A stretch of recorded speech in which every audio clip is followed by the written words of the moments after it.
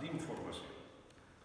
Informació urbanística, informació edificatòria, centrada fonamentalment almenys avui en el pla general, però evidentment este geoportal té moltíssimes més possibilitats per capes, com ara anirà dient el tècnic, i per tant pràcticament les possibilitats són, no vaig a dir infinites, però sí moltíssimes.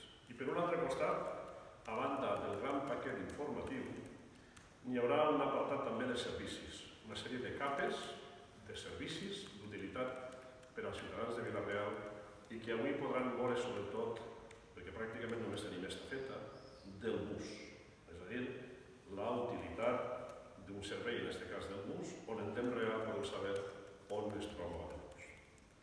Per tant, jo ho deixaria així, crec que val la pena subratllar també una altra idea que jo tenia il·lusió de que així avui poguérem veure i desgraciadament potser ho podem indicar per a que ho vegem, i és com pràcticament tots els metadatos que tinguen les institucions públiques automàticament podran correlacionar-se al mapa municipal de Vila-real. L'altre dia fèiem un exercici, tant de bo que avui l'haguem pogut fer, veritat, com el mapa geològic i miner d'Espanya, un mapa a l'ús de la cartografia oficial espanyola, automàticament se pot recuperar els metadatos del mateix i d'una manera directa veure's què diu el mapa geològic i miner d'Espanya del terme municipal de Vila-real. Dispositivo móvil, una tablet, un móvil, cualquier otro dispositivo. Ya no está basado que tenemos que entrar delante de un ordenador para esto.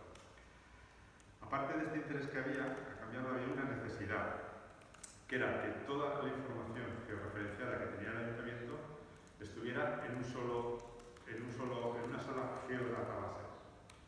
¿Me explico? Teníamos información disgregada en todos los departamentos del ayuntamiento, que estaban en local o estaban en la nube.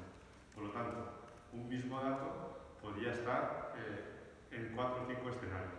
Los técnicos municipales del ayuntamiento tenían problemas para tomar decisiones porque en un momento dado no sabíamos cuál era el escenario real que nos presentaba.